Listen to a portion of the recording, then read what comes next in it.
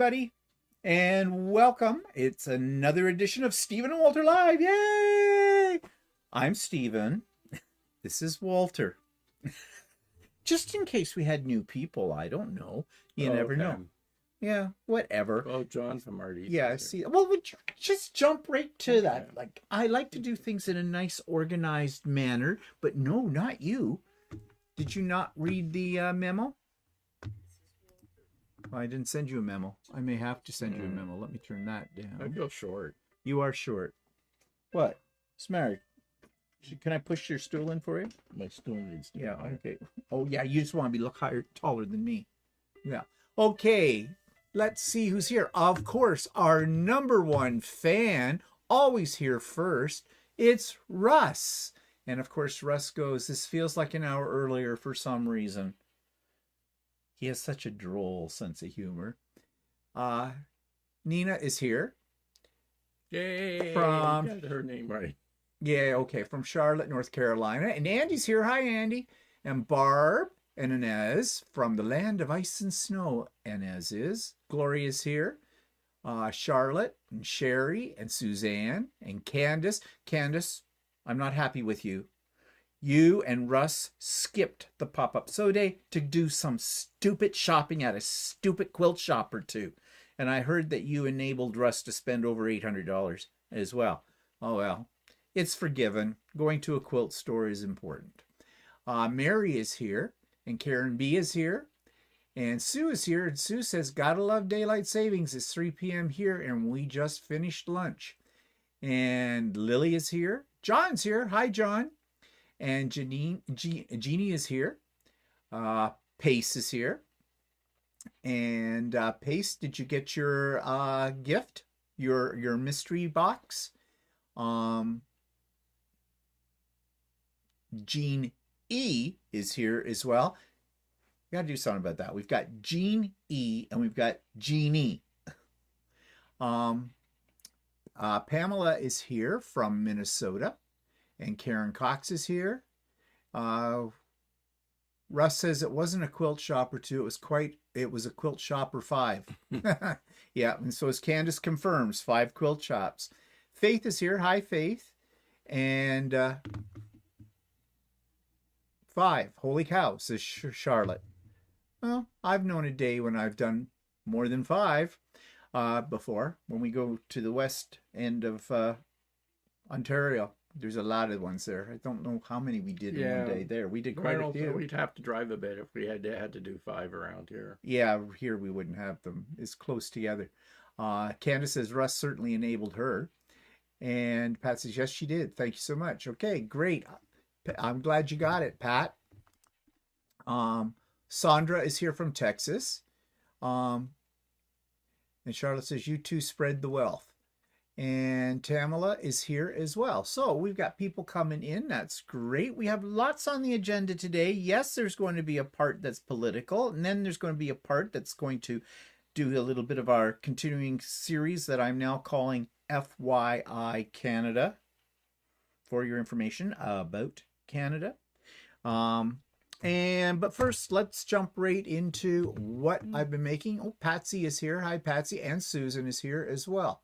So, I will show you my ugly quilt. Those of you that were on Sewing with Stephanie and Stephen on Wednesday, you saw this then as well. And I think I put it up on So Chatty this week. Now, a lot of you have said you don't think it's ugly. It's ugly. The colors are spectacular, yes. But it's ugly.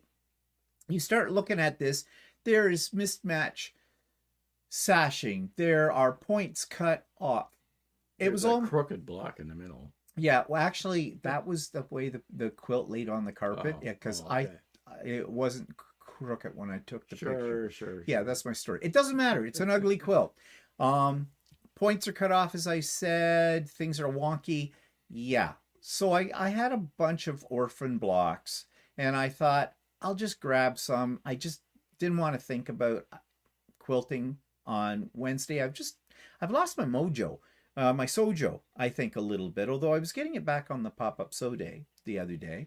But I will quilt this. I don't know, not tomorrow, But I'm thinking good practice in setting up Lucy for doing custom quilting because there's lots of blocks I could do things in. So I may just quilt the hell out of this piece. Practice free motion. Yeah. Yeah, well, no. Free motion doesn't appeal to me because I suck at it. But, and then I don't know. I might cut it up, make it into a bag or several bags. I don't know what I'll do with it. Some people suggested, I could donate it to a cat shelter because they like blankets for the cats and the kitties look. They said, I forget who said that. It might have been Dana from Regina. Someone mentioned that the cat shelter says that they actually adopt the cats quicker if they're sitting on a colorful quilt. I guess it just looks too cute and pretty. So whatever. Or you can make it into a dog blanket.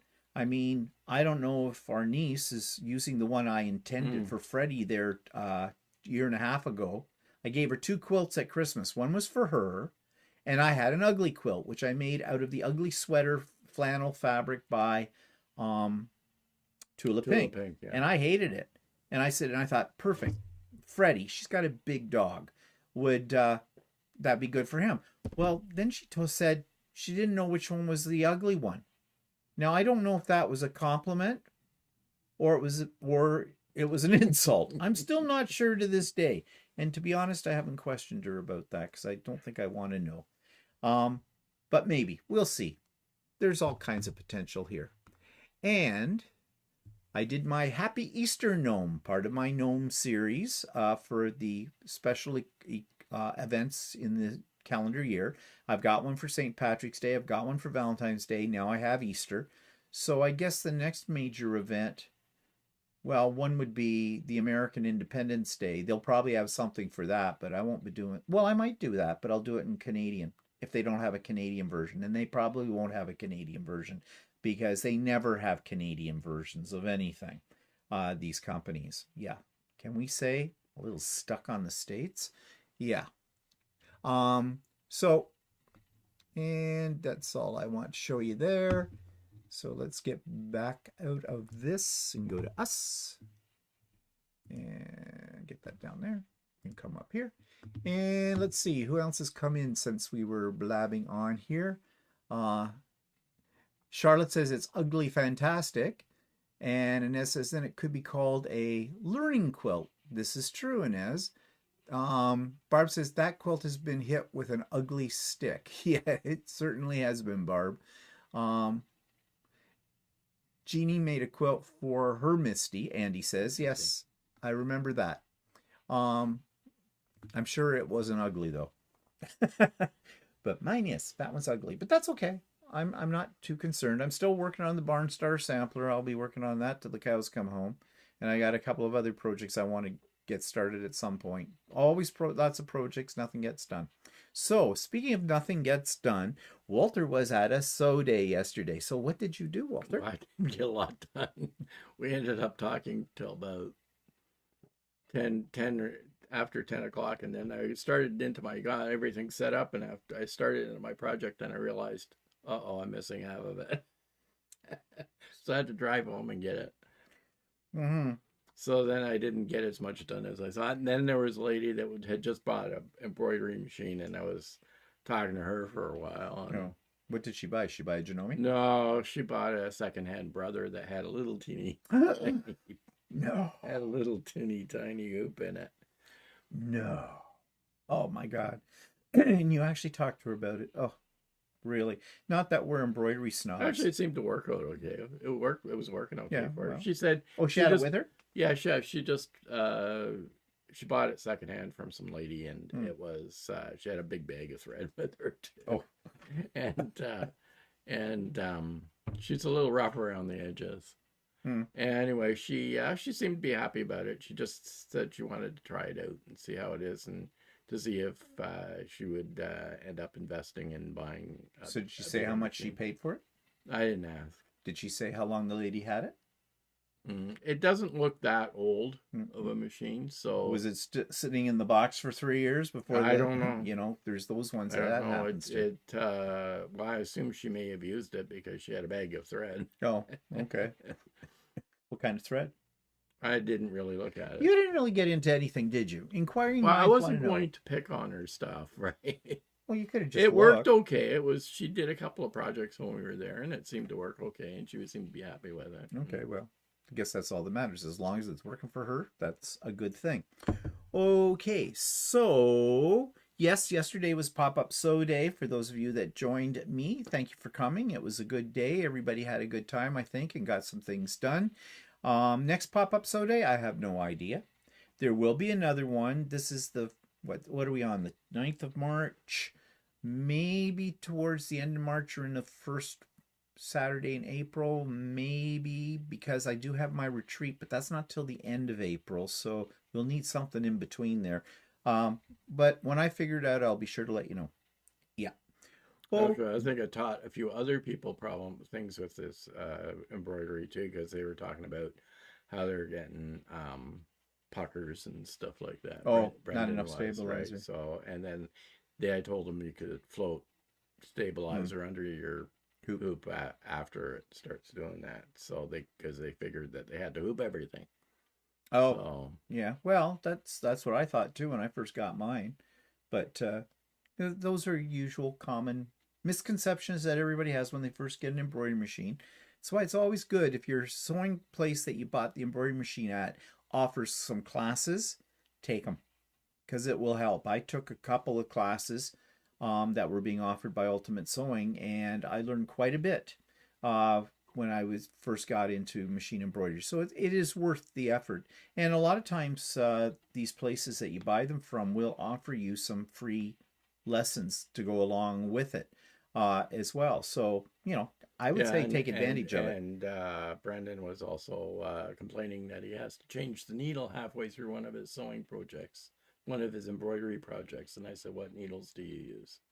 And he says, "The purple ones." Oh, And I said, "Oh, it's the purple ones." purple ones by Janome. The Janome needles are crap. I mean, they work okay, but they wear out really quick. Yeah, that's why they're crap. And so I suggested he use the Schmidt's Chrome ones. Yeah, those ones we've had good luck with.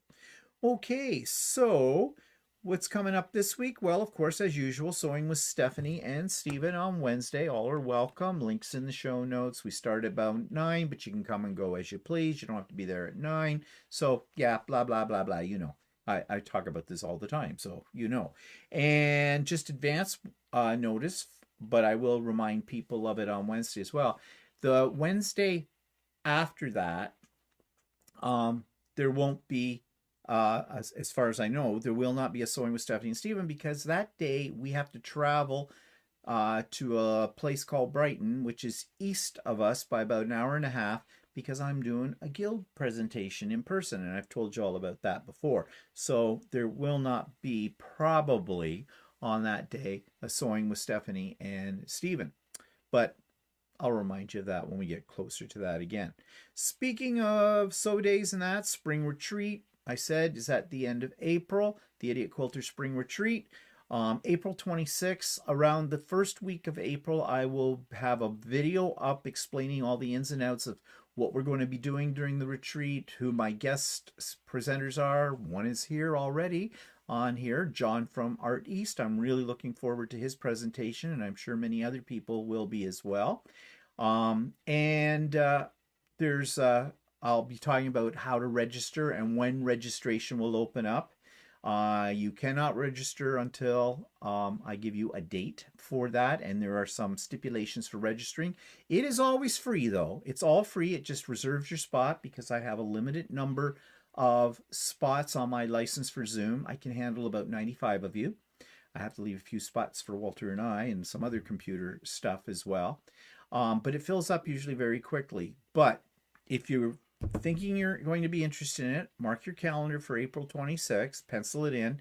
And as I said, stay tuned. In about the first week of April, I will tell you all the things about it, and I'll talk about the actual date when registration will open.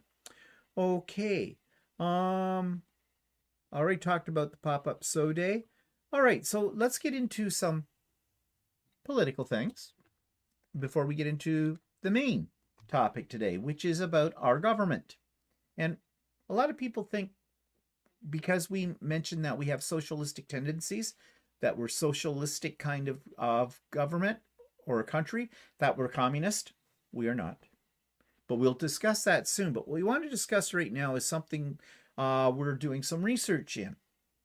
And of course, you know, as Canadians, we're trying to buy only Canadian products. Not an easy thing, because American products and Canadian products blur because of the trade we've had back and forth for generations between our two countries. Our friendly, you know, we've had NAFTA, we've had, you know, all different kinds of trade agreements and things like that. And it's been working pretty good. I mean, there's some glitches, yes, as there always will be, but it's been working for years pretty good until the Orange Menace got in. And, well, that's over. So now we as Canadians are fighting back, and we are trying to buy as many of the things we would buy almost every day or whatever. We're looking for Canadian. Now, why is this not easy besides what I just said? Well, I'll give you an example. Kraft, the company Kraft, okay? They make peanut butter, Kraft dinner, all kinds of other salad dressings, jams and jellies. They make lots of things. And they're always associated with Canada, Kraft Company. Well, the thing is, they still are part of Canada, but I found out that Kraft actually is a subsidiary of a very big manufacturing company, and you'll be surprised at this. Now, if this is true or not, I'm not 100% sure this is the absolute truth, but the stuff that I found about it seems to say it is. They're owned by the William Morris Tobacco Company. Yeah, peanut butter smoking goes together like a glove in a hand, right? Really, who would have thought? And of course, William Morris is an American company. Right now, we have commercials on Canadian television by Kraft saying that they are Canadian, that the cheese mix that goes in the Kraft dinner is Canadian made, Canadian cheddar. The pasta that's in it is made with Canadian wheat. Peanut butter is made here in Canada, but they don't roast the peanuts. And they say that. They said they roast the peanuts. They roast the peanuts, but they don't grow the peanuts. No, because they can't. We have to source them from a company. Yeah, we have to source them from. We do have a place in Ontario that grows peanuts, but it's not on the scale that a company like Kraft would need them for. So, you know, there's this big move to buy Canadian, but some companies are being a little loose. Yeah, like we'll get stuff that says it's prepared in Canada, but ingredients are sourced from outside Canada. So it could be anywhere. Like, I mean, you could get olive oil from Italy, or you get olive, you know, like depending on where. Yeah. It doesn't specifically tell you where they get the ingredients from. So it is a bit of a chore to try and figure out. You've got to do your homework with this. And a lot of Canadians are doing their homework. And our Premier of Ontario, Doug Ford, has asked politely, even put it that way, I'm asking politely, that people in Canada, the stores in Canada, on their shelves where there are Canadian products, they put the maple leaf symbol on it so consumers know that they're buying Canadian. And he said he may even legislate that, which would be a bit of an added cost for those businesses, but I support that. I think it'll make life easier. But here's the one little problem with that. There'll be companies there that'll say, well, you know, we distribute it here in Canada, but it does come from the States, or part of our ingredients come from the States. Should they be able to be designated with a red maple leaf? Like, I think especially if Ford legislates this, they need to put some requirements on it. Like 90% of the process of making that food or whatever that goes into it must be Canadian owned and operated or whatever. Because someone could have one little ingredient that is sourced in Canada and slap a maple leaf on it. And you know there are companies out there that will do that. So, yeah. But you can go online and you can find lists, and we'll talk about those in a minute. But I did something today with it. I'm not buying from Amazon. I'm trying not to buy from Amazon. Now, those of you that know me very well, you know I say a day without Amazon is a day without sunshine. All right. So I'm going through Amazon withdrawal right now. But this morning I needed to stock up on my beard oil. Yes, I use beard oil. I don't. It's soft and supple. My hairdresser recommended it because she was getting, like, when you've got gray hair like this, it's very wiry, and she was getting blinded every time she trimmed my beard. But anyways, I like it. I use it. And I buy a certain brand. I buy L'Oreal because I'm worth just a little more, you know. And I've been buying it from Amazon. You know, I'm getting the free delivery because beard oil, you don't get a lot of it in a bottle, like about 30 milliliters, which is about 1.5 ounces, sort of, roughly. And it's expensive. It's like $19.97 or something on Amazon, but that includes my shipping because I have Prime, right? And I usually buy a couple of bottles at a time, and usually a bottle will last me 2 months. You don't use that much of it. Well, I'm on my last bottle today. So I thought, okay, I went to Amazon and I was prepared, and I will admit this. It's my beard oil. This is the only place I'm going to get it at this price. I'm going to order it. I'll feel bad about it and guilty, but I want it. But they were out of stock. So then I thought, okay, that's a good thing. Because then I started to explore places where I could get beard oil made here in Canada. Well, there are quite a few to choose from.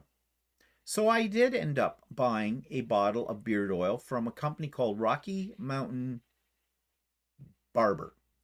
And now it costs more, plus I had to pay shipping. So my same size bottle as what I was buying the L'Oreal, but basically it was costing me twice the price with the shipping. But I did it for the sake of my country. I bought beard oil. But then Walter. Well, first of all, Steve said, well, is L'Oreal American product? And so I did some research, and as far as I can find out, it's not. It's manufactured in Canada or in Europe someplace.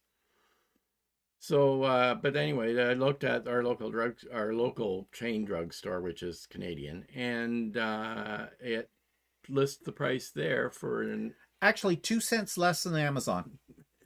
And we have a Shoppers just down the road. So I could have saved myself $30 and gone to Shoppers and got it. But you see, I didn't even think of Shoppers because Shoppers Drug Mart is expensive. Everything in there is more money than anywhere I know. else. So like here you go, you out of convenience, you've been shopping on Amazon because like you can get shipped to your door, right? And whereas actually we can source a lot of stuff that's sold there on there. We tend to have gotten into the habit of going on Amazon and getting stuff too quickly. Yeah, and that's how Amazon got all of us, because they got us with the fact that it's so convenient and they have millions of products, and you know, you get it even if you don't have Prime. The shipping is usually pretty good. It's a couple of days, 3 days, right? Whereas you order from another company, you might wait a week or whatever, pending, you know, how they ship it and all that kind of stuff. So we've been spoiled by Amazon, and Amazon knows this is part of their trick to get us to, you know, buy from them. And it works, obviously. So first of all, you have to break out of that mindset. Don't go to Amazon. Now, I'm talking from a Canadian point of view, of course. We have Amazon.ca. So there's the kicker. Some people might think, oh, well, you know, it's not the Amazon that's located in the States. It's these Amazons located in Canada. So, you know, stuff will be more Canadian. It'll all be Canadian. No, it's not. Same stuff. Okay. Yeah, and the other thing is, well, actually, we have double whammy with the Amazon thing. Amazon closed a bunch of warehouses in Quebec because they were trying to unionize. So that's the workers were trying to unionize. Yeah, and so unionize. That's the word I want. We were a little bit ticked off at that. Yeah, they're very ticked off in Quebec with it. But so Amazon's reaction to that is, okay, fine, we'll close down all those things in Quebec. Then you'll be sorry. Yeah, yeah, yeah. Yeah, it's not going to make a lot of difference to Amazon because, I don't know if they're the richest company in the world, but they're damn close. They're up there with all the rest of them. So anyways, yeah, it takes a little bit of effort to do a search on, to find products and that. It may end up costing if you paid for Prime, you're getting free delivery, sort of. It's built into the price. Really, that's a scam as well. But for the sake of our country as a Canadian, I feel I need to do this. And we were in Costco the other day, and Costco here just recently was able to have sell wine. I know in the States, Costco sell it all the time. Yeah, They have been for years. our liquor laws changed a couple months ago, and they have allowed certain grocery stores to carry liquor. So we're walking down. Or actually, wines. Yeah. So that our premier has ordered the LCBOs, the Liquor Control Boards of Ontario, which control our alcohol sales and things like that, to take all American products off the shelf. They are not allowed to sell it. And they've taken it all off. And both wines and spirits. Wines and spirits, yeah. So there's no American stuff there.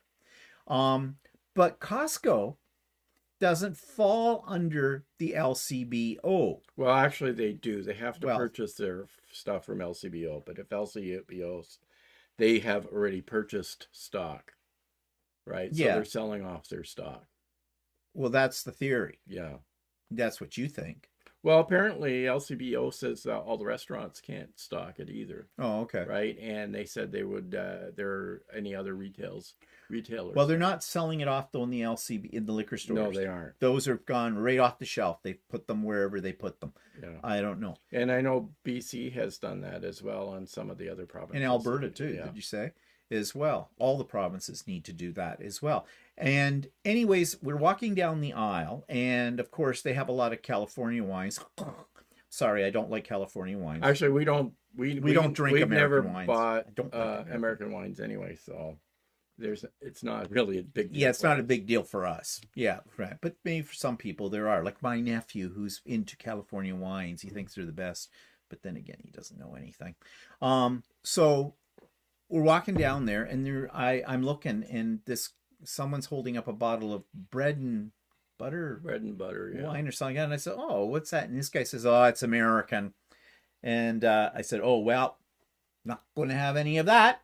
And I wanted to stand there for a while and watch people go by and see what people might actually pick up a bottle and look around, put it in their cart because it's one they really like or something.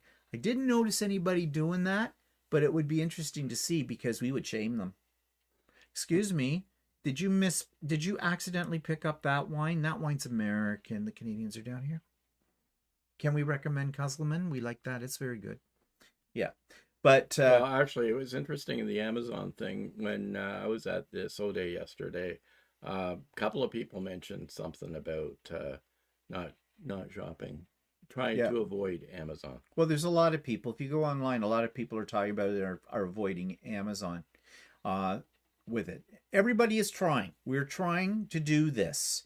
So yeah. And the thing is, if someone is to say to you, a Canadian to another Canadian, oh yeah, I bought this, I know it's American, but they'll be shamed. Yeah, and Costco is an American company. Yeah. Well, I'm not going to give up my Costco membership, but we read everything. Yeah, I think a lot of people say that it was people have invested a membership into Costco. So yeah, see, we paid for a membership for it now, but it also employs Canadians too, as well. And so does Amazon, I suppose. Well, yeah, you could look at it that way too. Yeah, see, goes back to what I said at the beginning. It blurs, and where do you draw the line? I don't think you can be a complete purist and say nothing from the States is going to enter my house, because I think that's impossible. But we can do some damage. We can limit what there are only things that absolutely we need and we can't get here. I think that's the only route we can take. But it's something. So another thing is that has come up now is the fast food industry. We have a lot of fast food places in Canada that originate in the States, i.e., McDonald's, Wendy's, Subway, KFC. KFC, Popeyes, and Chick-fil-A. Chick-fil-A is fairly new. Yeah, Chick-fil-A is fairly new. There's not a lot of them here. I don't know if there's any in any other parts of Canada besides just Ontario. We have one in our town. And what? Yeah, go ahead. And anyways, I got wondering about it. I mean, I know Chick-fil-A is an American chain, but I assumed that, their chicken and all their other stuff that they have in there, they probably sourced from Canada, because I would have thought that would make good economic sense. And what did you find out? I found out, no, all their food products come from the U.S. Mm-hmm. They raise their own chickens for their restaurants and everything. It all comes from the US. So guess what? And we were fans of their, was that Southwest Salad. Yeah. salad? And I love their milkshakes. Oh, I love their milkshakes. And we were going kind of once a week on a weekend or so and having lunch there and, having the salads and everything because we really like them. No more. Can't do that. Not going to happen. So it got me thinking, well, what other fast food places are there that are, that are American or Canadian? Well, you want to know something? We've never really thought about this before. Well, I've never really thought about this before because you just take it for granted. But now we have to think about it. A lot of things, we have a lot of restaurants in Canada that are Canadian. I tried to look for a list of restaurants to boycott because they're American, and I couldn't find a list. But now, if you get McDonald's here, they do source most of their stuff from Canada. There's well, I think the only thing I found is fillet of fish is sourced from America. So yeah, and it's just fish pieces all stuck together with crazy glue. But anyways, I found this that I'm going to show you right now. This is a list of Canadian, most of them are fast food restaurants. So 241 Pizza I've never heard of, but A&W Canada. Yeah, actually, they separated from American Yeah. A&W, so they are actually owned by a Canadian company now. Yeah. And with the exception of the name being the same, it's a Canadian company. Yeah. Barburrito, which they're relatively new on this. Well, I guess not established in Toronto in 2005, but we have them out here now in our area. So, and they're across Canada. They're up, like it says, they're a burrito place. Baton Rouge Steakhouse and Bar. Beaver Tails. That's in Quebec. Ben and Florentine. Actually, there's some beaver tails in Canada. Is there some beaver yeah. in? They've been moving around, yeah. Ben and Florentine. Have you ever heard of them? No. It's a Canadian breakfast and lunch restaurant chain. But it's probably in Quebec. It's mostly in Oh, yeah, Quebec, it's mostly in Quebec. That's why. Big Smoke Burger in Toronto. I've never heard of it either. Booster Juice we've heard of. Boston Pizza. Now, this is ironic. They're a Canadian company, yet they have the name Boston Pizza. And this made me think today, and I was saying to Walter, I think there should be a regulation that new companies that are springing up in Canada that are completely Canadian should have something in their name that suggests they're Canadian. Boston Pizza does not suggest Canadian, and I always figured it was American. But it's not. It's Canadian. So, it would help a lot if companies actually, if you're going to be based in Canada, why not put something in your name that suggests Canada? Cactus Club, I don't know what that is. Sea Lovers Fish and Chips, never heard of it. Chairman's Brands, they own... That's Western Canada, so... And they own Coffee Time and Robin's Donuts. So, Chez Ashton, obviously that's Quebec. Chuck's Roadhouse. Well, if you want to throw up, eat at Chuck's Roadhouse. But it's Canadian. Coffee Time, as I said. Cora, breakfast and lunch. We've been to that before. They're all over the place. Krabby Joe's Bar and Grill. They're around too. We've seen them. Country style donuts. Cow's ice cream. Yeah, that's East Coast down there. We've been to a Cow's in Halifax and in Charlottetown as well. They supposedly have one in the United States, but Yeah, well, they can have one in the Yeah, United yeah. States. If they're Canadian owned, we Yeah. can have businesses in Yeah. the States. La Dipperie is an ice cream cake. Dixie Lee fried chicken. I don't know if there's many of those. Well, oh, there's one in Whitby. Is there one? Yeah. Oh, God, they were old. I remember as a kid those. Druxy's, Dunes, Earls. So there's lots of places. Eastside Mario's. Yeah. Great Canadian Bagel. Well, see, they've got their name. They know they. Hero Certified Burgers, Humpty's. I'm just Jack Astor's. Didn't know that. I thought Jack Astor's might have been American, but not. Jimmy the Greek. The Keg. Of course, we knew the Keg was Kelsey's. Just looking for Lone Star Texas Grill. Now there you go. I thought Lone Star was an American one simply because of the name, Texas Grill. Then Lone Star. They need to have a Canadian name. Mary Brown's, she's got the best breasts in town. That's our, so if you don't want KFC, go to Mary Brown's. It's Canadian. In fact, we like their chicken better than KFC. Mandarin Restaurant, Mike's, Milestones, Montana. Now see, Montana's Cookhouse. That's a state. Why did they have to call it Montana's? Why couldn't they have called it, Alberta Cookhouse or something like Probably that? because nobody go to it. I guess Moxie's. New York Fries. I thought for sure New York Fries was American. No. Nope, it's Canadian. Why couldn't they have called it Toronto Fries or Halifax Fries or Vancouver Fries?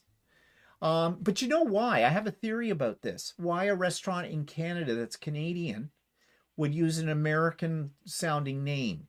Like we were talking about that restaurant, State and Maine. Mm-hmm. That sort of, it's Canadian, but it sounds sort of American. Why do that? Probably because people have this attitude that certain things, if it comes from the States, is better. And that's what I think they're playing on. Nichols, the old spaghetti factory, is that still around? Yeah, but actually it started in the U.S. Ah, okay.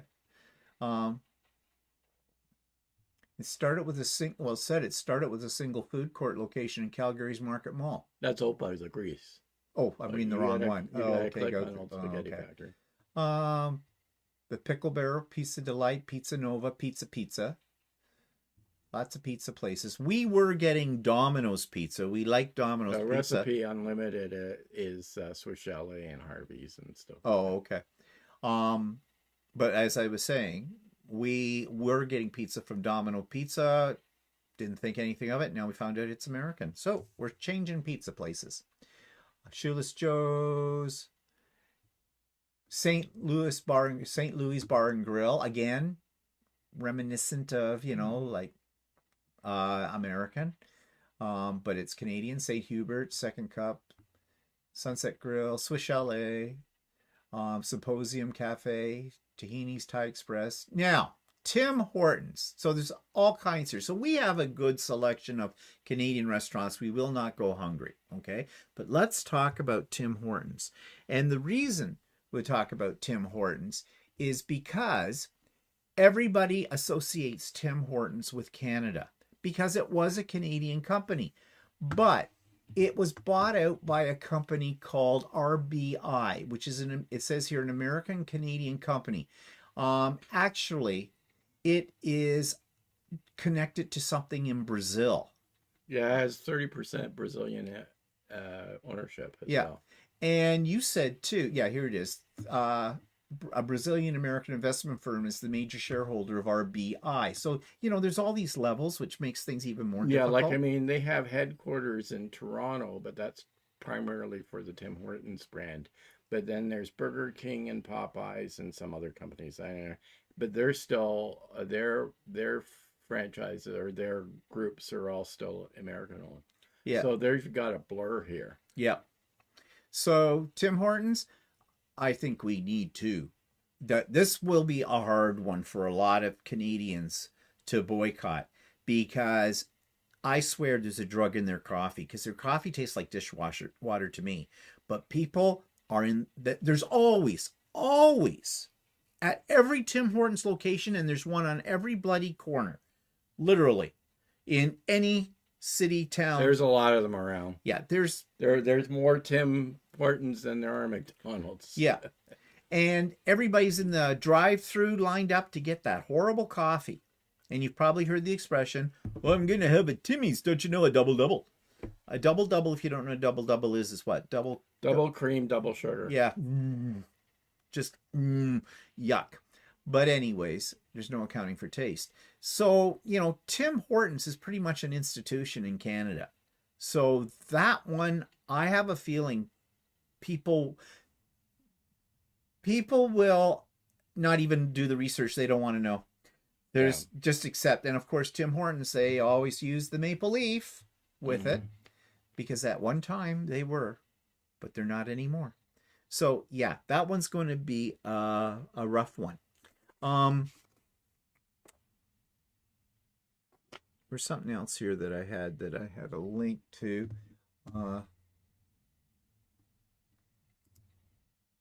Yeah, flavors of Niagara returns, so celebrity cooks. But this one, down further in the article, I thought, maybe I got the wrong thing up here. No, they're just talking about chefs. I don't know, I thought there was something here. Oh yeah, down here they were talking about, now some of the Canadian chains are capitalizing on the tariffs, as businesses will, because reverse tariff.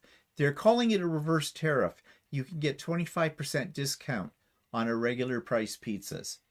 Yeah, but they usually have a discount anyway on it. Yeah, but they're playing on the whole. What I'm saying is there are some Canadian companies that are playing on this whole tariff thing to bring more people into their shops, which on one hand, I don't have a problem with that. On the other hand, makes you wonder how serious they are about, supporting our society. So let's just take a pause here to see what people are saying.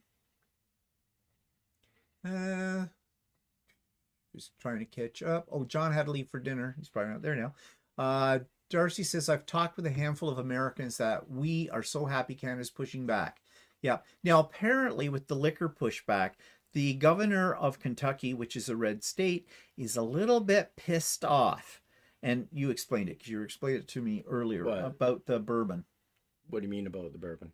About how... Well, they're ticked off because they've, rather than taking a 25% tariff against the liquor, that the LCBO has actually stopped selling it. And the thing is how they buy the liquor. Well, according to what I read, and I don't know if that's 100% true, but they said something about that the LCBO doesn't actually pay for it until the liquor is actually sold.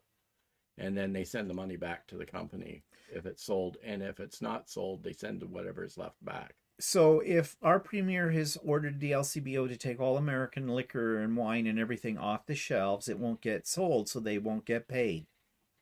And I guess eventually they'll just have to send it all back to them. Yeah. Or whatever. So I guess bourbon in Kentucky, from what I understand, is a big thing.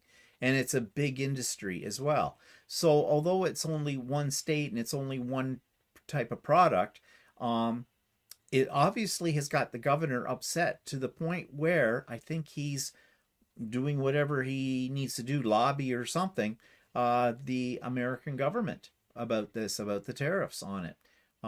So LCBO is a big deal in Ontario because it's the primary, it's the buyer for all of Ontario for liquor, and I don't know if it spreads any further than that. And all the other provinces are doing the same. And well, mind you, we're only 40 million people, but I guess 40 million boozers. Yeah. Yeah, Colleen says she has a gift certificate card for Amazon. I'm planning bonuses rather than leave the dollars there. Planning bonuses. Okay, don't know. Don't know what that means. Planning bonuses. Okay. Barb says, I ate an A&W Team Burger today for lunch. 100% Canadian owned. and grass-fed Canadian cows. According to the ads. Karen says, did you use all your spray cheese before all this started? No. And we can't buy spray cheese in Canada, and I'm not making any effort to have it imported from the States. You know, it's spray cheese. It's a novelty thing. I'll live. But I've got a pile of it. I'm not throwing it out. It's already been paid for. In fact, it wasn't Canadian dollars that paid for it. It was American dollars that paid for the spray cheese because it was a gift from Russ. So, yeah. That one I can eat guilt-free. I just can't replace it. Darcy says, I believe Costco still supports DEI initiative, which is something mayors are also trying to support. They would have to in Canada. They have to in Canada, but in the States they are too. I heard that on something that they are not. No, I know, but they have to. Any business operating in Canada has to do that. DEI, because it's by the government and law. It's part of our Constitution, which we're coming to shortly. Andy says, what's unfortunate is that U.S. will never fully reestablish whatever trust Canada had in the U.S. Yes, Andy, that is really unfortunate. As I said to the group that were on the pop-up sew day yesterday, and a lot of them are regulars on the Sewing with Stephanie and Stephen on Wednesdays and things like that. So I know these people very well. And you know, I don't hate them. I don't hate Americans for being Americans, the average Joe, because it's not the average American that's doing this. Okay, they're the ones that put them in power, the Trumpers. Okay, they're a different breed. We don't talk about them. Who cares? They should die. But the average American out there is, and I've had lots of comments written on the site here, and I've actually had some personal emails sent to me telling me how people feel so bad about this happening with the whole bit. But it's right. It is going to taint our relationship for a long time, unfortunately. And that's what the Orange Menace has done to us. We were good neighbors. Yeah, I mean, up until all this started happening again, everything was fine. I mean, nobody would have thought twice about buying American products and stuff like that. But now you've pitted us. Yeah. He basically, and that's his plan. He's making us enemies, you know. And so, and I think it's important for me, because I thought about this the other day, to keep it in perspective. It isn't the average person that is doing this stuff to us. It's the politicians, Trump. It's one person, actually, Trump and his cronies in Congress that have taken over and that kind of thing. So, yeah, it isn't the average American. So, and I want to make that clear, because I do not hate Americans. I hate Trump, and I hate anybody that your supports politicians are doing to Trump. us. Yeah. Yeah. Just backing up here. Barpet display trees are, I believe, Costco's. Andy says, what's unfortunate is the U.S. will never. Yep. And Colleen says Tim Hortons was bought out nearly 10 years out. Yeah, we know that. There's a bit of a time lag here, I think, between that. Lydia's here. Hi, Lydia. Yes, we do. We already mentioned that in Inez. Yeah, Inez, we have lots of Mary Browns here. Lots of them. Julie's here. Hi, Julie. Dana's here. She loves Montana's. And actually, I don't really like Montana. Oh, yeah, we haven't been there in a long time. I don't like their seating. No. Wooden benches. Yeah, it's not comfortable. Denise says you should investigate if these eateries are company-owned or franchises. If they are franchises, you only will be hurting that store's owner, who will still have to pay fees to company hurts employees, not the USA. Yes, you're right, Denise, it will. But guess what? Sorry. And this is the problem. This is what we're saying. Things blur, and that's one of the blurs. So you have to make a decision, you know, as to how far you will go with this. Yeah, like, I mean, it's an individual decision to how far we're willing to go with that. So yeah. Oh, she means she's planning, Colleen says, to spend it rather than leave it to Amazon. Yeah. Yeah. Barb says, I would like to hear your opinion on Justin Trudeau's statement to Trump. Well, I'm not sure what that statement was, because he's made several statements. Which Yeah. one did he turn around and say that it'll be a snowball in hell before we become 51st state, or where he said he's going to maintain the tariffs right now, whether Trump does or not, whether because Trump keeps flip-flopping on them and keeps changing the dates and things like that. I support everything Trudeau has said about all of this. Okay. The thing that I am a little disappointed in, well, a lot really, is the fact that right now he can say anything he wants to because he's not going to be our prime minister for very much longer. He's basically resigned the job. They're just waiting. They're just trying to figure out who the next leader of the party is going to be, and that will be the next prime minister temporarily. Then there'll be a non-confidence vote, and there'll be an election, and we'll get either that same person, which I'm fearing it probably won't be a liberal. It'll probably be a conservative, and that's another whole bunch of worms, or can of worms that's going to be open. So, yeah. Maureen says, I listened to Trudeau's speech. He certainly called him out. Yeah. If that's the one you're talking about. Yeah. And I am happy he did, because look what he did to Zelensky on public television right there. He was a rude pig, to say the least. Actually, I could say a lot more, and there's a lot of adjectives I could use to describe him for that. That was disgusting. And I have to say, and now we're saying that Zelensky was kicked out of the White House. He was not. He walked out. He wouldn't sign Trump's agreement. But typical Trump, he spins it to make it look like he was in control. He was not, and that's pissed him off. I really think Zelensky should get the Nobel Peace Prize for this, because I don't know how that man sat in that chair listening to those two idiots, Trump and J.D. Vance, going at him, telling lies, twisting everything around, and they didn't leap across and put his hands around their neck and just choke the life out of them. He wouldn't have got far because the Secret Service would have been right in there, but at least he'd get in some good scratch marks or something. But anyways, yeah. Oh, Andy, we are. If Canadians want to end this, Andy says, this is real fast. Turn off the lights. Ford, our premier, we supply electricity to 3 of the northern states. Actually, I should start calling them provinces. Yeah. The new 50 provinces of Canada. Yeah. But anyways, yeah, he says he's going to do that. Actually, he's going to put if it's still on schedule, he was planning to put a 25% tariff on, or a 25% tax, not tariff. Yeah. A 25% tax on electricity supplied to those provinces. I think it doesn't, yeah, to those provinces, those 3 northern provinces in the States.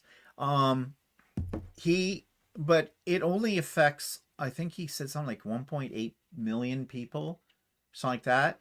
Yeah, I think it's 1.5 million or something like that. Yeah, so that's not, and a lot of it is actually businesses that are being supplied. That might hurt for them, but it's more or less, showing that we're not taking this sitting down. Inez says, have you listened to Bernie Sanders? I saw little bits and pieces of it. Actually, after a while, we get kind of tired of it. It's YouTube is just too full of all this shit, right? And it's after a while, it just grates on you. Yes, Barb too can play this game. Darcy says, my heart broke for Zelensky. That was an embarrassment, and orange ass is messing with Ukrainian lives. Yes, he is. Beverly says, there is not an honest political person in Washington, D.C., and I live in the U.S., I guess she means. Not a happy camper. No.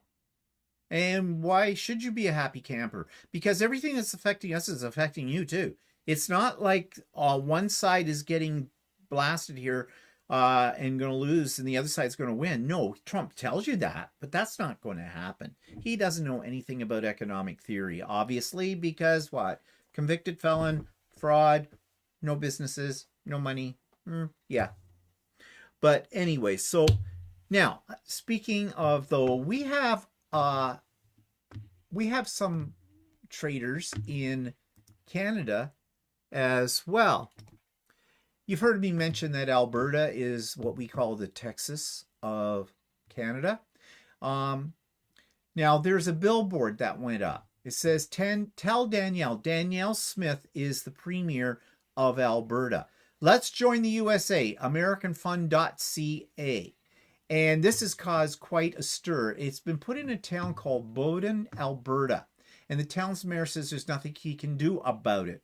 And they've looked into it. Well, I have a theory. This is not a bunch of Canadians. This has been influenced by American interests. Back when we had the big truckers thing during COVID at Ottawa, the protests there, that was shown that it was American agitators from the far right who came up to Canada and stirred up all of these truckers and everybody in there. I suspect this is the same thing. And I do believe that Bowden, Alberta is where the Queen of Canada was residing for a while in this little town. There was this nut job woman, Filipino, who claimed she was the Queen of Canada and she was basically trying to overthrow our government. Didn't do it very well. Didn't have much of a chance. But just a nut job. And I suspect there's a relationship there. But it's not the town of Bowden itself. It's just that they're in the line of fire for this.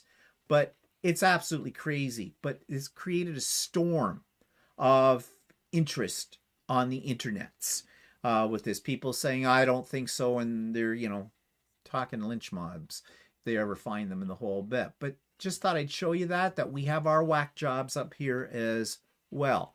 And whether they are truly Canadian or this has been inspired by the whack jobs that supported Trump, because, or even another theory that people have about it is that it's either the Russians or the Chinese.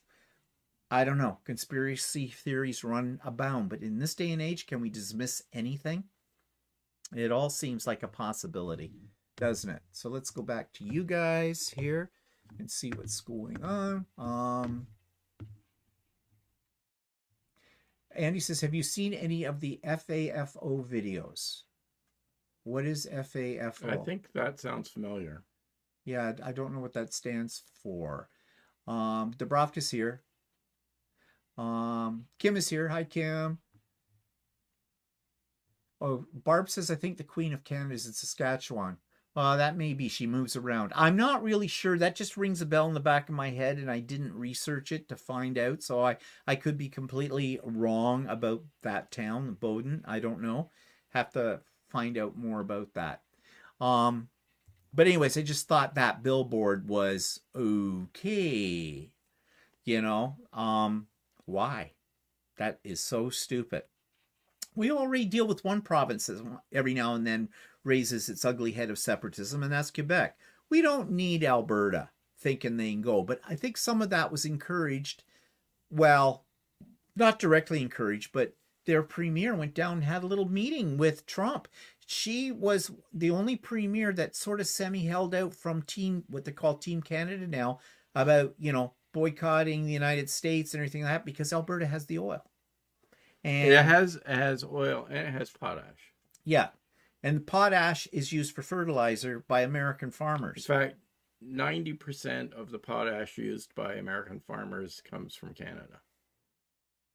So Inez says, no, she's in Newfoundland. It's me. And apparently the only other places you can get potash is in Belarus and Russian areas type states. So yeah. So it's either Canada or over there, and that's probably why somebody wants us to become part of the States, because they want our minerals. So Darcy says EFF around and find out. FAFO. Basically, vote for him and find out. Yeah. Fuck around and find out. Oh, okay. Oh, I didn't get that. I'm so naive when it comes to short forms. Marjan says Alberta doesn't want to go anywhere. Yeah, they don't. The people don't. But there's these agitators. And that's what makes me think that these agitators are not necessarily based in Canada. They're coming Yeah, up well, from there the were a group States. of the Tucker protest were ones that wanted to, or may have been involved in that. Yeah. But I have to say I was disappointed in the Premier of Alberta by her meeting with Trump or trying in that. I mean, come on, honey. You're part of our country. We have a history, you know? Don't turn your back Well, on your she's country. afraid that it's gonna affect the oil Well, sands. she needs to grow a set of balls. Hmm. Really, out of that. Anyway, Okay, so um and of course this whole thing about the tariffs anyways, we don't know where we stand. And it's creating a lot of stress for everybody because every time he opens his mouth, and then of course the stock markets are fluctuating with him, and because it's really an uncertain time to say the least about it all, and it's really bugging us greatly. So I thought now, so we know all about this. But I think last week we talked a little bit about Canada from the point of view of how we're structured. Um, like, for example, even if we were, and which we never will, but became the 51st state of the United States, we're very big. That's a whole country. It would have to be at least 13 states because we have 10 provinces and 3 territories, but we're not going to anyways. But I got some comments after that show about how a lot of people did not know anything about our country in terms of just how our country is divided up, what we have, and I find that astounding. So I thought, another thing that I don't think Americans understand is our political system. I think a lot of Americans think, especially the ones who think we have a president in states, think we're just like the American system. We are not. We are very different. So I thought it would be interesting to explore what that is, what our basic structure of our government is. And actually, I'm just going to go over here for a second and show you a very simple diagram of how our government is structured. So, the Canadian government is made up of 3 branches, not unlike the American government. We have the legislative, which for Americans, that would be your House of your Congress. We have the executive, which is our Prime Minister and his cabinet, and the Governor General. We'll talk about the Governor General in a minute, which is not unlike having a president and his cabinet, or whatever he calls them. And then the judicial, which involves our court system. Okay, so that isn't so different from the United States. But what becomes different is when you get down here. Our parliament. Now, we have 2 houses of our parliament, which again is similar to the United States. We have the House of Commons and the Senate. The House of Commons is made up of, that would be the equivalent to Congress in the United States. It's made up of elected representatives from across our country.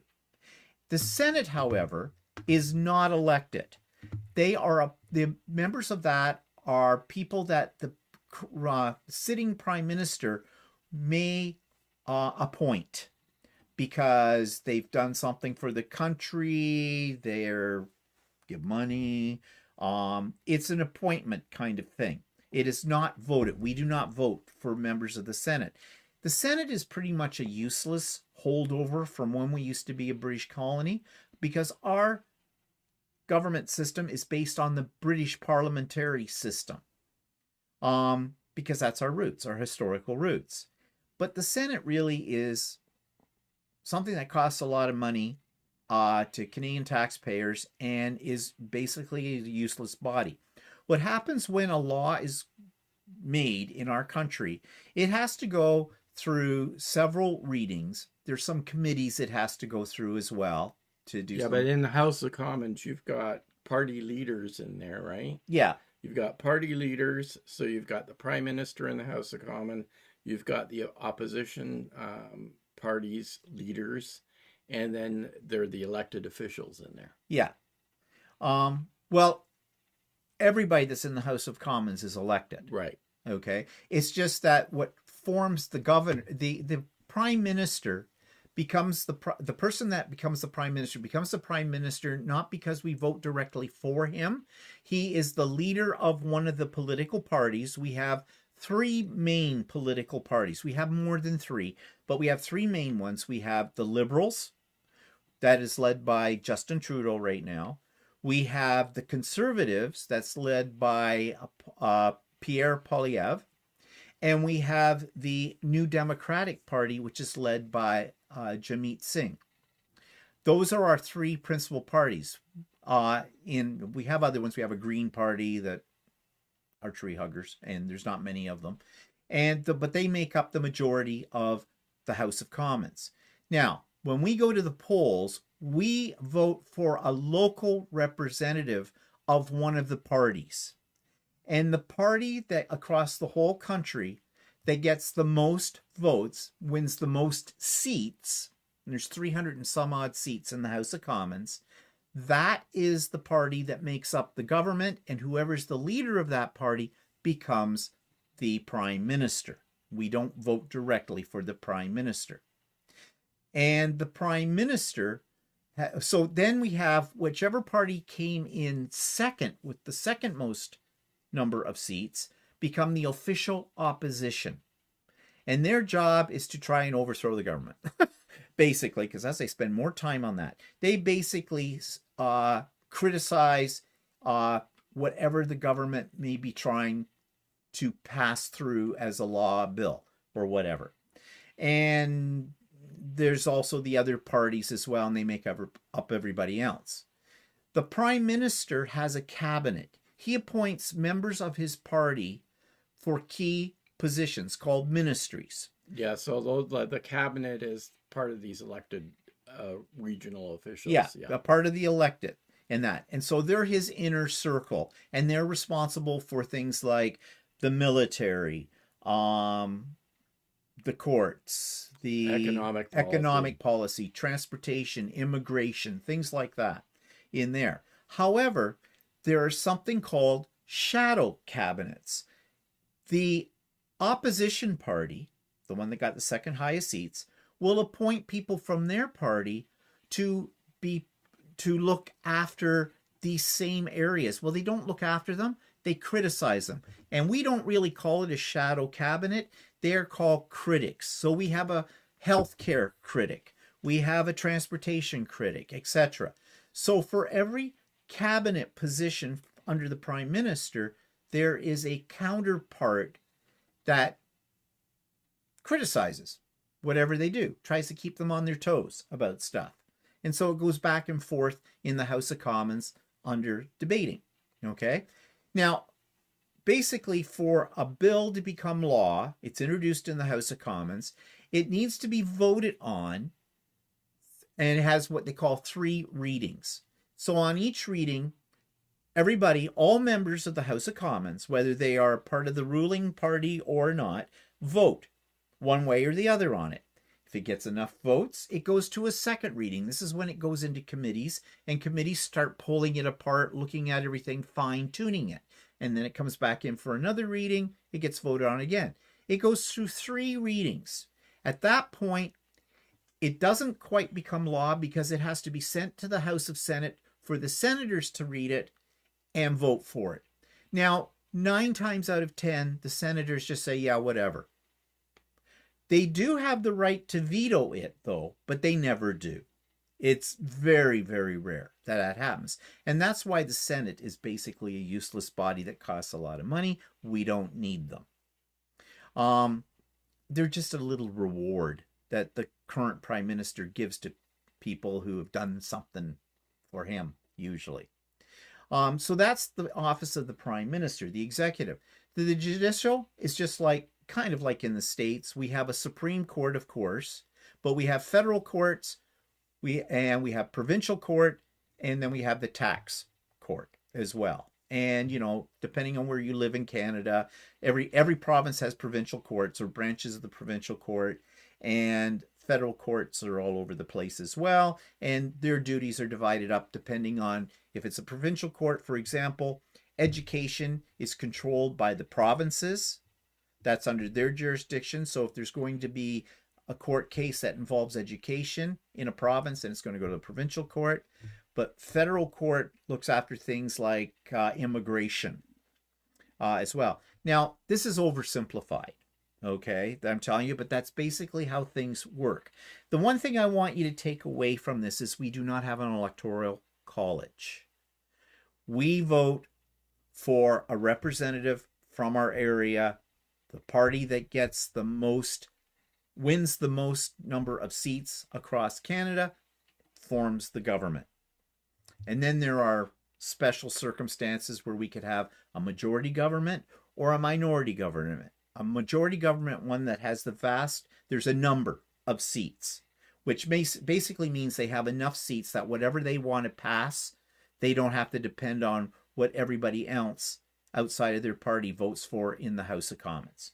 But a minority government is one that, yes, they have the majority of the seats, but they don't have enough to be able to just pass whatever they want. They need the support of a certain number of members on the other side. So that's called a minority government. Some people like minority governments because they think it keeps the government honest, because bills don't get passed as quickly. They can't be ramrodded down our throats. Others say it makes for a weak government. Majority is better. And then, which we just had very recently, but no longer, coalition governments, where the two parties, the party in power, makes a deal with another party in order to give them... the party that has, what do you call it, what you just said, the majority... not a majority. If the party prime minister doesn't have a majority... If it's a minority government. If it's a minority government, then another smaller party can join in with that party that has a minority government and make it a majority. Yeah. So that's a coalition. That's a coalition government. Now, how do we go to an election? Well, we generally speaking, government that's in power can be in power for about 4 years. And then they have to call an election after that time's up. But in the meantime, the opposition parties are always looking for ways that they can bring to the House floor a vote of non-confidence. A vote of non-confidence means that they don't have any faith in what the government is proposing and they want to topple them. And if they get enough people to vote yes on a vote of non-confidence, then the government dissolves and we go to the polls again with that. Now, usually a vote of non-confidence will come over a major issue like the budget for the year. If they really don't like the budget, what's coming up, then they may ask for a non-confidence vote, and away we go with that. So that's what's going to happen when Trudeau is replaced by a new leader to the party. Immediately when Parliament goes back into session, because they're not in session right now, because basically we don't have we have a prime minister, but don't. They'll select a party leader, right? Yeah. And then go ahead. You were going. And then what'll happen is the opposition will put on the floor a vote of non-confidence, and it will pass because everybody will vote for that. And because right now we don't have a majority government, so that means all the other parties will vote against the government and we'll go to an election. That is written right there. It's However, obvious. Unlike your elections where it takes years to do, our elections take a month or so, or maybe there's actually a time limit on how long it can go on for. So there isn't all of these primaries and all this other stuff. No. We kind of understand how this works, whereas I don't think most people understand how the Electoral College works.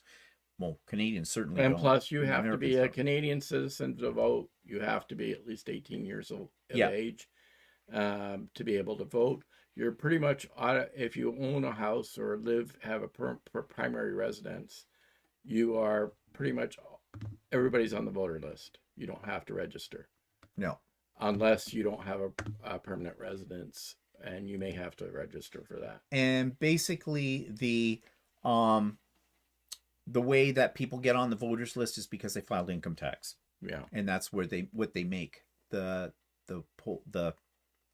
voters list from. Yeah.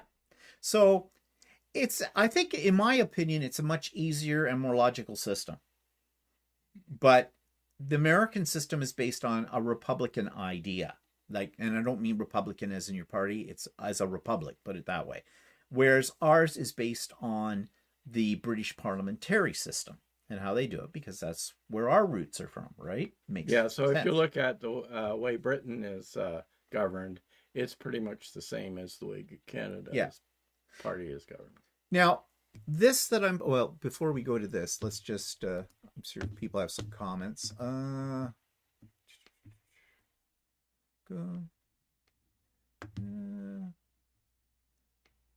Marcia says, yes, we love Canada. I'm in Minnesota, and I'm so disgusted with our president and Elon. They are ruining our country. Yes, they are. Judy says, I stand with Canada. My hope is that next year our Congress will be voted out. We all have our fingers crossed on that one. That's for sure. Okay, so let's talk a little bit more then. And remember, this might be a little boring to you, but I am sure that most Americans have no idea about any of this at all. So that's why we're doing it. So, oops, where is it? Okay. There's different aspects of our government. We've already talked about the House of Commons, but one of the things that comes up is our relationship to the monarchy. And if you look on that chart that I had up here a moment ago, just put it up here again. This chart shows at the very top, which says Canadian government, under executive, they talk about the Governor General. The Governor General is an appointed position, not an elected position, that basically is the representative in Canada of the King. Okay, used to be the Queen, she died. Now it's the King. We do have a connection to the royalty from our colonial roots with England. However, it is mostly symbolic. They have absolutely no power over us at all, and it's another institution that needs to be gotten rid of, because we have a Governor General that does primarily what the Governor General does is a symbolic role. When I was talking about how a bill becomes law, and once it gets passed by Senate, it then has another step. It has to go to the Governor General for the Governor General's authority, or what do you call it? Signature, basically. A signature that says it is now a law. It is symbolic. A Governor General cannot overrule what's gone through our House of Commons and our Senate at all. So why do we have this? The Governor General costs a lot of money every year, and is someone that is appointed by the Prime Minister as well. There are Lieutenant Governor Generals as well. Each province has a Lieutenant Governor General. That's basically their role is symbolic as well. It's completely useless and costs a lot of money. We would save a lot of money in this country, enough to buy the United States, if we got rid of the Governor General, the Lieutenant Governor Generals, and the Senate. Yeah. But so everybody wonders how, when they say that Canada has a king, has royalty. It's just tradition. It means nothing. Most Canadians would not even miss it if it was gone. But in order to do that, they'd have to reopen something called the BNA Act, British North American Act, that formed Canada as a country back in about 1864. Confederation was 1867. We will talk about Canadian history next week, a little bit about that. Okay, so that's how our connection to the monarchy works. We've already talked about elections and how they work. We've talked about political parties, the Governor General, the Senate, the parliamentary system, but we haven't talked about the Constitution. Yes, we do have a Constitution, but the Constitution is not quite like the American Constitution, because our Constitution really wasn't established until 1982. we had a Constitution Act in 1867 with the British North American Act, the BNA, here, which basically outlined the basis of our parliamentary system and our relationship to the monarchy and how elections worked. But in 1982, we created another constitution, or a part of it extended the Constitution, but really it is more commonly known as the Canadian Charter of Rights and Freedoms. Up until 1982, our personal freedoms were not automatically guaranteed. We didn't have a lot of problem with that, but unlike the American Constitution, it wasn't spelled out. So in 1982, it was. And basically, what it did was, oh, there's the Queen with Trudeau, the first Trudeau, Justin's dad. He was a prime minister for us as well. They created this, and it protects our civil rights.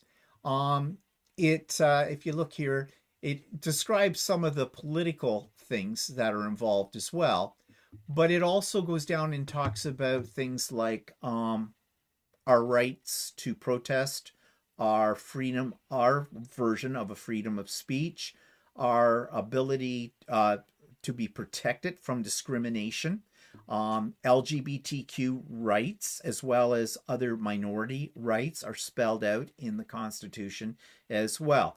And that is something, it was 1982 when we got that kind of thing. So yeah, that's where that differs. And so you may hear in Canada that discussed, the human rights.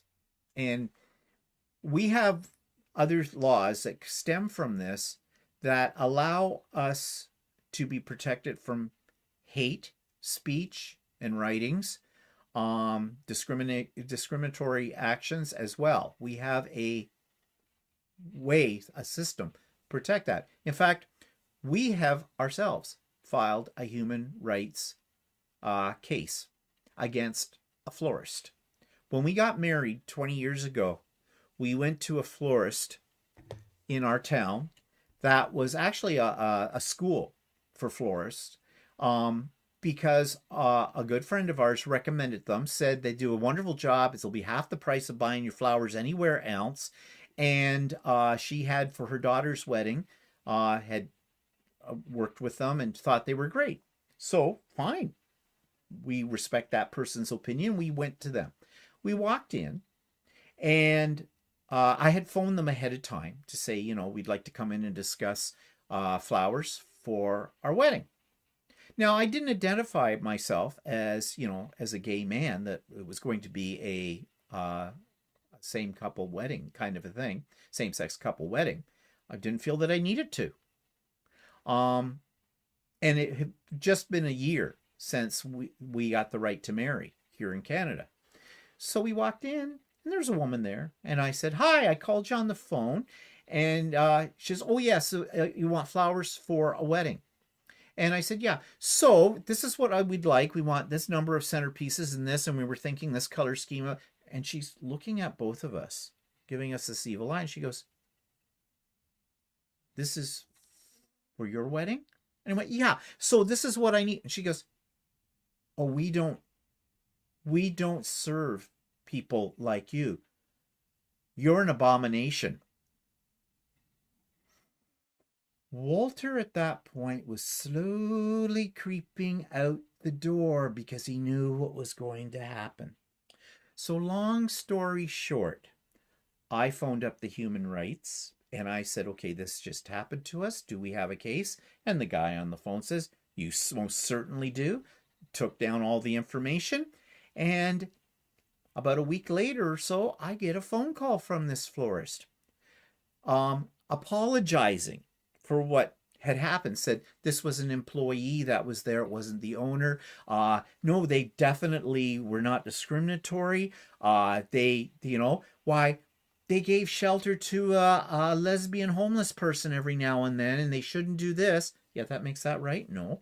And well, if you haven't got anybody else to do your flowers, we'd be happy to do them for nothing. And I said, well, thank you for the offer, but it's a little too little too late. Nope. And we were not withdrawing the human rights case.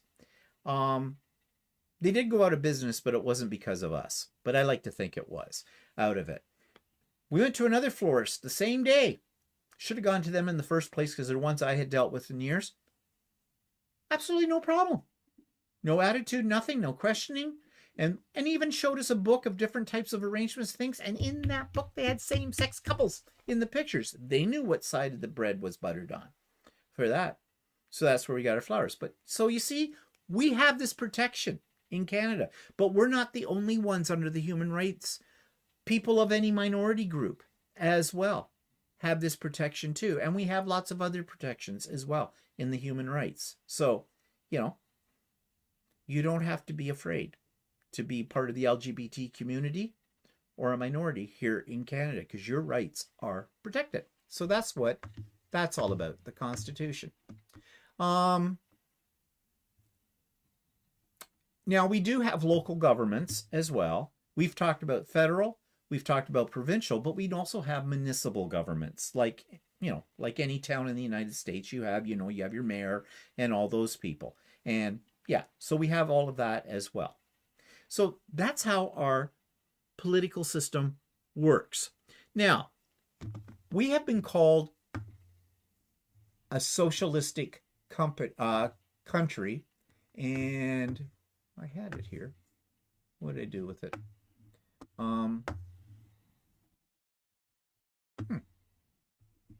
Just give me a second here, because this is interesting. I've heard this many times from Americans. Yeah, here we go. And I want to get down to, there's a definition here. Yeah, here we go. Okay.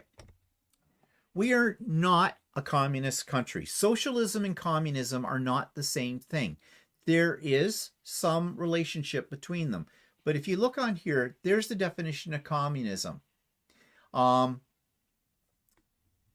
Basically, communism says contemporary communism,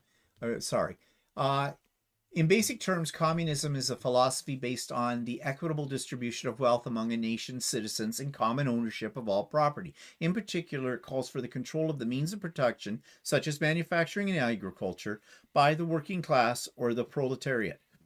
Its ultimate goal is to achieve classless society, at which point the state or government could wither away. Okay, that's the idealism of communism. That's not the reality of communism, as we well know.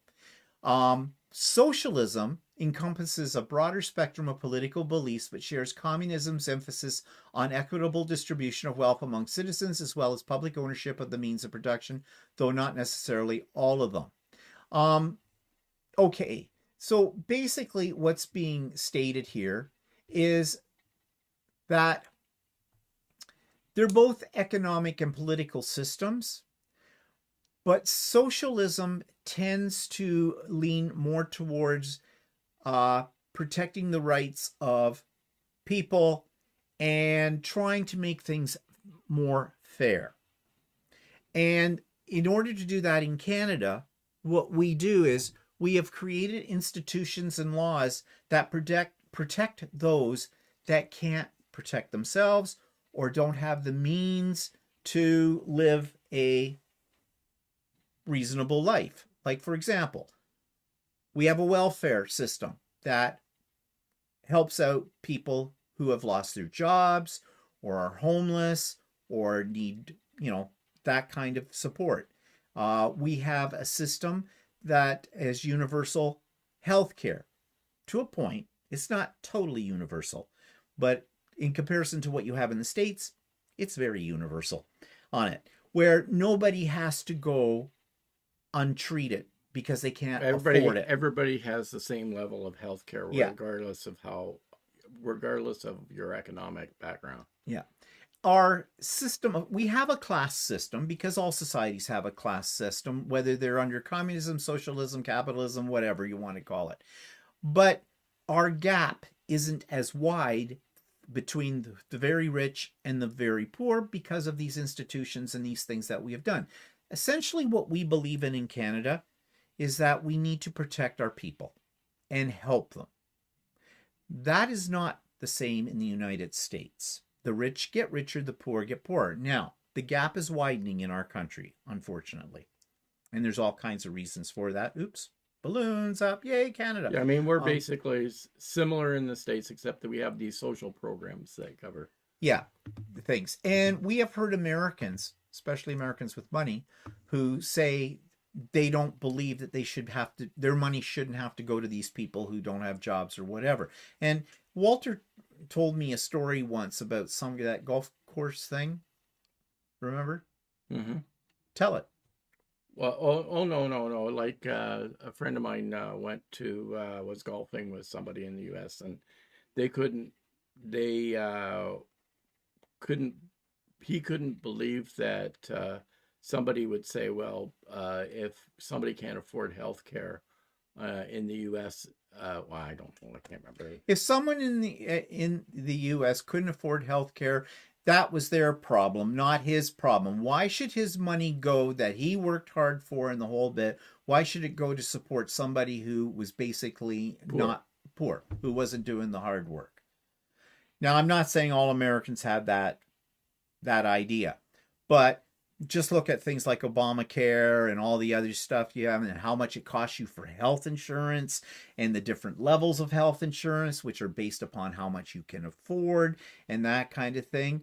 Look at your education system. You have schools that don't have any funding, but you have other schools that are charter schools that get money from the government depending on the performance of their teachers and their students and all this kind of stuff. We don't have any of that in Canada. So yes, that is a form of socialism, but it isn't communism. It isn't anywhere near close to that. We still are a capitalistic society, and we are still a democratic society as well. Something that is being taken away from Americans right now by Trump is your democracy, basically, because he's a threat to it. So anyways, that is kind of a very light information about how our system is structured here in Canada and what makes us different from Americans, because we are not the same, as we're trying to point out here. Next week, we're going to have a brief history of Canada. I will warn you that our history in Canada is not as vibrant as, just a second, Okay. It's not as vibrant as American history.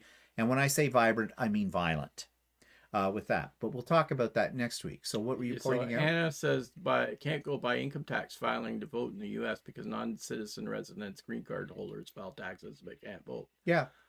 Can non-citizen residents that file taxes, can they vote if they can they register to vote? No. What? Oh, you mean in the States? In the States, because in Canada, if you're a non-citizen resident and you're filing taxes, you still can't vote. You still can't vote. No. Yeah.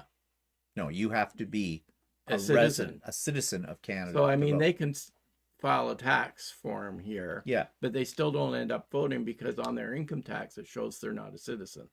Yeah. So, yeah. So, but anyways, yep. We're different. We're very different. So if we were supposedly taken over and became a 51st state, there would be an awful lot of our institutions and things that would have to be dismantled. And that would be difficult. Very difficult to do. But we're not going to be a 51st state. So that's not happening with that. Okay. So I hope everybody has a good week. Let's try not to watch too many more of the news or media programs about all of this, because it's probably playing on everybody's mental health. I'm pretty much sure it is. It's definitely playing on mine with it. And I'm so sick and tired of turning on YouTube and hitting the home button, and it's all about Trump all the way across with it. But at the same time, we do have to stay in touch with it all to, fight.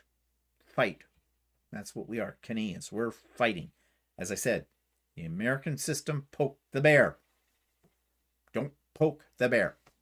Okay, everybody, we got to go. So thanks for joining us today, and we'll see you next week. What are you pointing at now? Do you use your words? Never mind. Go ahead. Go ahead. What were you going to say? Never mind. What are you pointing at? Marla's. Got to run. I will see Stephen Waller in a few weeks at retreat in Ohio. Oh, Marla, you won't see me at the retreat. I'm not coming. Sorry about that, but I can't. No, Not with the situation. Not the situation. No. So yeah. Okay. And Andy says thanks very much. Okay, everybody. We'll see you later. Bye. Yeah, bye-bye.